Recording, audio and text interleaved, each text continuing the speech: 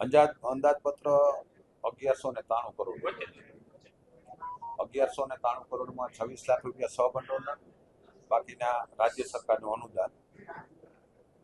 આમ તો આ સામાન્ય રીતે દર વર્ષનો જે અંદાજ હોય કે કામો તો હજી આપણે જાજા માંગેલા હોય. 1193 કરોડ છે, 1193 કરોડ જે છે એ જે અત્યારની સ્થિતિ અમે કરી આપો.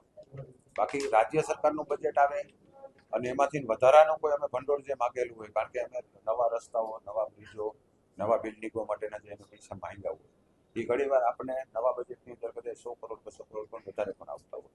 તો અત્યારે હાલની સ્થિતિએ જે અંદાજ હતો એ અમે અંદાજપત્ર છવી હિતાવીનું 1193 કરોડ રૂપિયાનું વિકલ્યું છે. સામાન્ય રીતે વધારે વિકાસમાં તો કામમાં તો રોડ રસ્તાના કામો તો રનિંગ છે, નવા રસ્તાના કામો હવે અમને આવશે. પણ જે એક મુખ્ય બાબત હતી કે ગ્રામ પંચાયતો 100 જેટલી ગ્રામ પંચાયતો જિલ્લાની અંદર ખૂટતી હતી, કે જે સર્જરિત મકાનમાં બેસતી હોય કે કોઈ ભાડાના મકાનમાં બેસવું પડે એવી સ્થિતિઓ હતી. એને આ વખતે અમે 96 ગ્રામ પંચાયતો અને મંત્રી આવાસ સાથે લઈ અને ઈ પેકેજને અમે મંજૂરી આજે 96 ગ્રામ પંચાયતોને આપી. બીજા નંબરમાં આંગણવાડીઓ જે છે એને અપગ્રેડ કરવા માટેના પણ જે અમે સારા પૈસાની અંદરથી ફાળવી અને અપગ્રેડ કરવી આંગણવાડીઓ, કે જે અત્યારે અપગ્રેડ એટલે કે સામાન્ય રીતે એની અંદર કોઈ સારા ચિત્રો હોય, કલર કામ થયેલા હોવા જોઈએ, કોઈ રમત ગમતના જેના સાધનો હોય, પીવાના પાણીની કઈ વ્યવસ્થા ઘટતી નહીં હોય. પછી ઘણી ગ્રામ પંચાયતો એવી હતી કે એને ઇલેક્ટ્રિકનો બિલ શૂન્ય થાય એના માટેનો અમે નવા પ્રયત્નો આ વર્ષથી ચાલુ કર્યા છે. સોલાર પેનલ આપી કેમ છે કોઈ ગ્રામ પંચાયતને બર્ડન આવે નહીં, એની જે આવક હોય આવકની જે વાપરી શકે એના માટેના સોલારના પેનલો ઘણી ગ્રામ પંચાયતોના વખતે ફાળવ્યા છે. પછી બીજું એક પ્રાકૃતિક ખેતી માટે કે દેશના વડાપ્રધાન નરેન્દ્રભાઈ હોય કે આપણા રાજ્યપાલ આપણે જોવો જ છો અવારનવાર કે પોતે બળદે ચલાવતા હોય, ગાડું ચલાવતા હોય અને ખેતીની અંદર પ્રાકૃતિક ખેતી પોતે પણ કરી રહ્યા છે. પોતે હરિયાણાના છે, હરિયાણાની અંદર એને ખૂબ પ્રાકૃતિક ખેતીમાં રસ લે છે અને આખા રાજ્યને પોતે પ્રેરણા આપે છે.